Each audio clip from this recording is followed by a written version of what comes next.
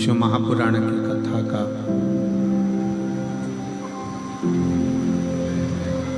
दिव्य एवं भव्य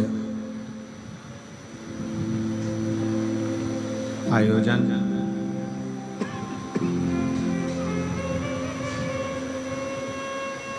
भगवान देवादिदेव महादेव की कृपा से स्वयं शिव का एक अंश स्वरूप श्री तारा बाबा जी की ही कृपा करुणा और उनकी उदारता से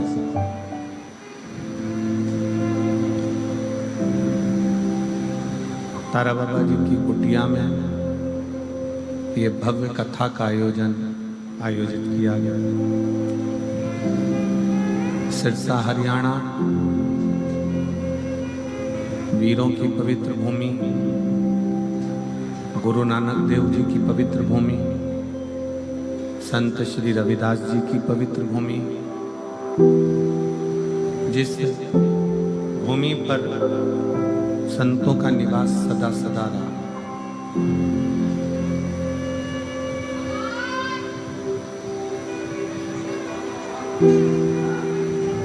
जहाँ संत सदा रहकर अपना तप, अपनी साधना, भजन, कीर्तन, स्मरण करते रहे, ऐसी पवित्र धरा पर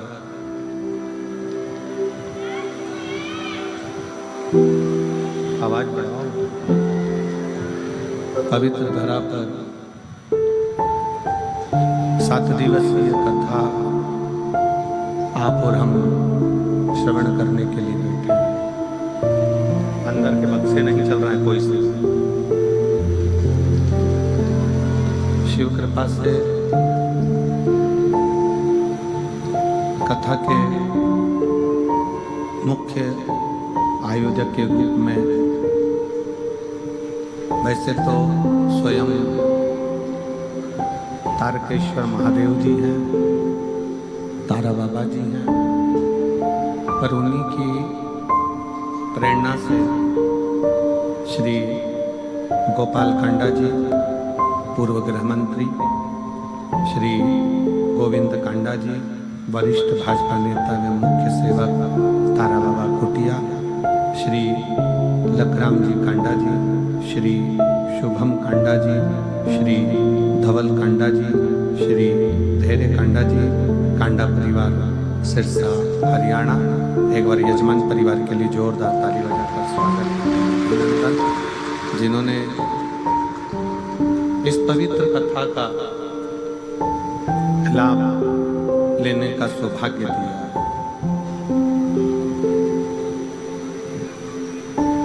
श्री गोपाल कांडा जी भी कह रहे थे वादा किया तो निभाना पड़ेगा, और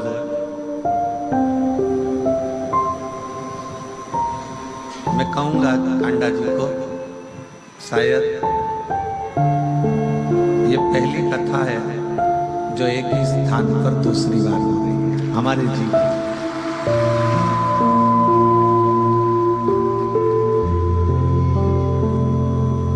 कि एक ही स्थान पर दूसरी बार ये कथा हो रही है, और ये कथा सही मायने में तो कहीं मुझे लगता है कि तारा बाबा जी सुनते हैं, इसलिए वो खींच के बुला लेते।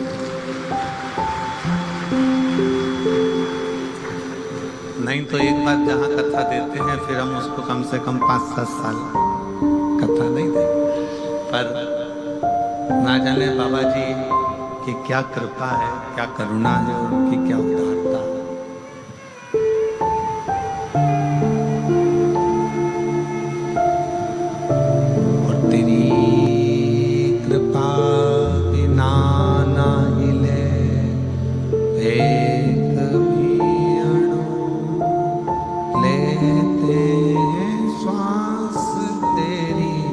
कृपा से तनु बखान क्या करूं, राखों के ढेर का चपटी बबूत में खजाना कुबेर का। हे गंगा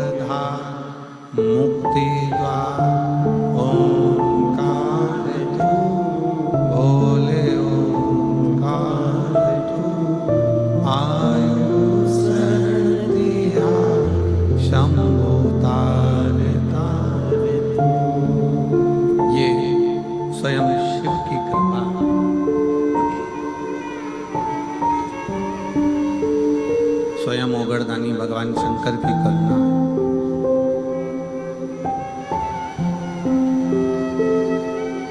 सिरसा वालों, आप लोगों ने कोई पुण्य तो बहुत बड़ा करा होगा, ये निश्चित है।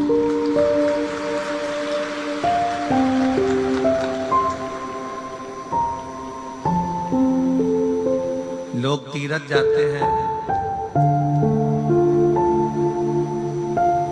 लोग धाम जाते हैं, पर आप लोगों के लिए तो स्वयं तीरथ और धाम चलकर आते हैं। स्वयं शिव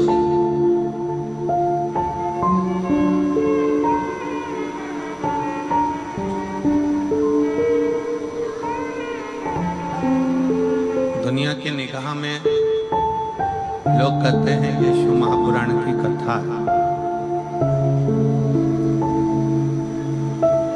दुनिया की निगाह में लोग कहते हैं ये केवल शिव पुराण है, भगवान शंकर की कथा है। पर यदि हम और आप इस कथा को अगर श्रवण करने के लिए बैठे हैं, शंकर भगवान की इस पवित्र कथा को अगर सुनने के लिए बैठे हैं, शिव कथा यदि आप और हम श्रवण कर रहे हैं, तो ये मानकर चले कि ये केवल एक पुराण नहीं है, केवल एक पुराण नहीं,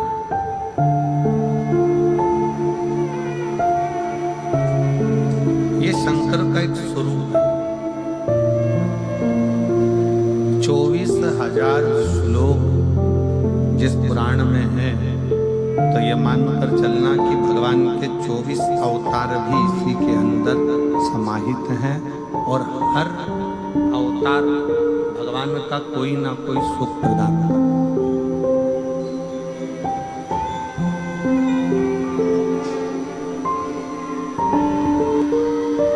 जिन संत के दरवाजे पर, जिन संत की चौखट पर बैठकर, जिन संत के द्वार पर बैठकर, उनके निज घर में बैठकर आप और हम कथा सुन रहे हैं,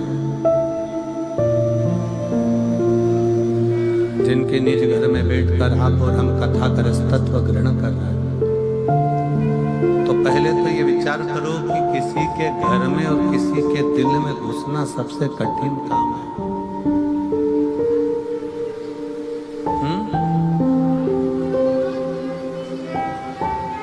खड़े होके बोलो, आवाज नहीं आ रही है इधर भी। ये बक्से नहीं चल रहे हैं क्या? तो ये आवाज है कि बाजू में ही नहीं आ रही। किसी के दिल में और किसी के घर में प्रवेश करना बहुत कठिन है, बहुत कठिन।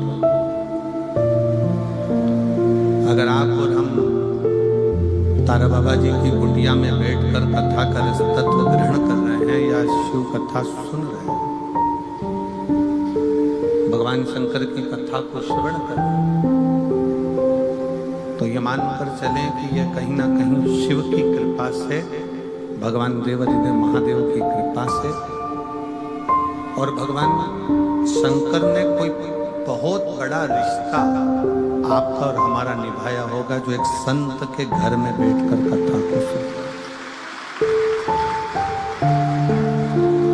और मैं निवेदन करूंगा गोपाल जी कांडा जी से, श्री गोविंद जी कांडा जी से, कि हमारे जीवन की भी ये एक ही कथा ऐसी होती है जो किसी संत के घर में बैठकर वाचने का सौभाग्य मिलता है।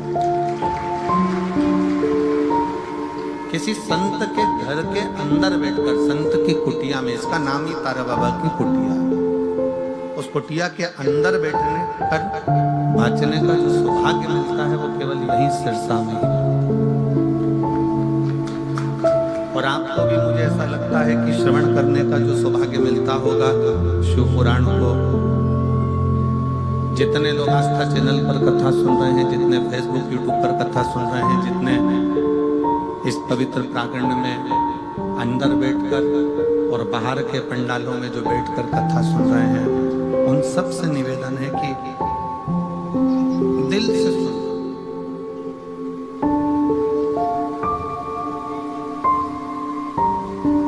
और बोले जितना बन सकता है उतना गुणगान शिव का करो।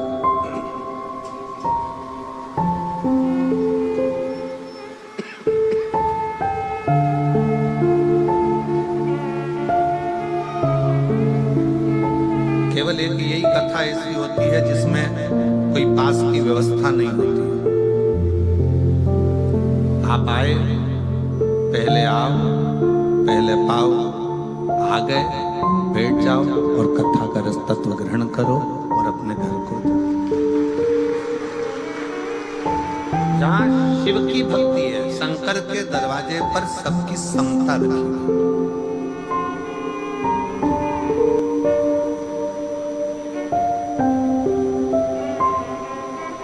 एक संत का दरवाजा, एक गुरु का दरवाजा, एक शिव का दरवाजा एक ऐसा होता है जहां पर कोई भेद उसकी साक्षी में नहीं।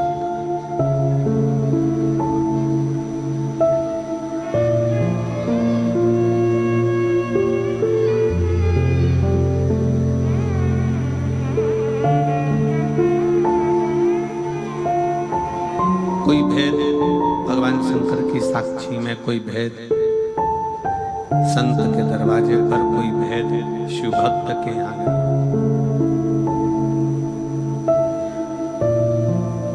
एक अपने बाप के घर, अपने पिता के घर, और दूसरा परमात्मा के घर। बिना संकोच के जाना चाहिए। पिता का घर है, मान लो कोई बात आ गई तो पिता को एक बार अपने दिल का दुखड़ा, अपने हृदय की बात जरूर कहो। माना अपने पिता के पास में इतनी दौलत नहीं है, माना अपने बाबुल के पास, अपने पिता के पास में इतना धन नहीं है कि वो तुमको कुछ देगा।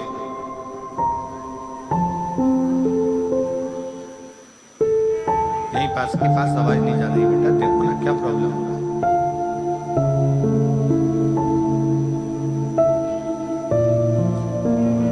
अपने पिता के पास, अपने बाबुल के पास, भले बाबुल के पास में, पिता के पास में कोई दौलत ना हो, धन ना हो, संपदा ना हो, कुछ भी देने का नहीं हो, तो भी पिता के पास में अपने दिल की बात जरूर कहना चाहिए।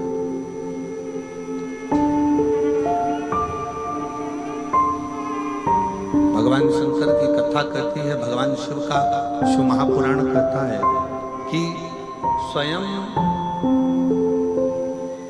जब माता लक्ष्मी जी की मां ख्याति देवी, भगवान नारायण की सासू, भगवान विष्णु जी की सासू ख्याति देवी अपनी बेटी लक्ष्मी को जब ज्ञान उपदेश देती हैं तो लक्ष्मी जी से कहती हैं कि लक्ष्मी, जब मन में कोई विडंबना उत्पन्न हो, मन में कोई तकलीफ उत्पन्न हो, मन में विडंबना उत्पन्न हो, मन में कोई कष्ट हो, मन में कोई विचार आ रहा हो, तो अपने पिता से और अपने परमात्मा से, पिता से भी कहो, परमात्मा से भी। किस लिए? लक्ष्मी जी ने पूछा कि अगर सर्वस्व अपने भीतर है तो अपना टुकड़ा पिता से क्यों कहना, परमात्मा से क्यों कहना? माता लक्ष्मी जी से माता ख्याति देवी कहती हैं कि दो जगह अगर पिता कुछ भी नहीं देगा तो भी चलेगा और परमात्मा कुछ भी नहीं देगा तो भी चलेगा। बस पिता और परमात्मा के पास जाकर जब हम कुछ बोलते हैं तो आधा दुख तो हमारा वैसे ही समाप्त हो जाता है।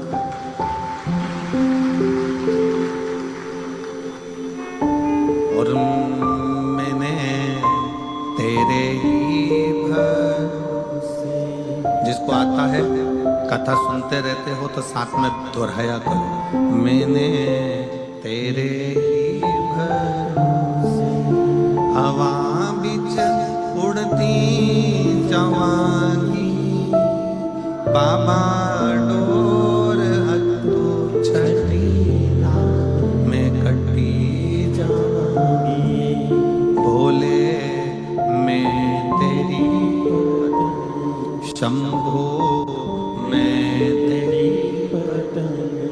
हवा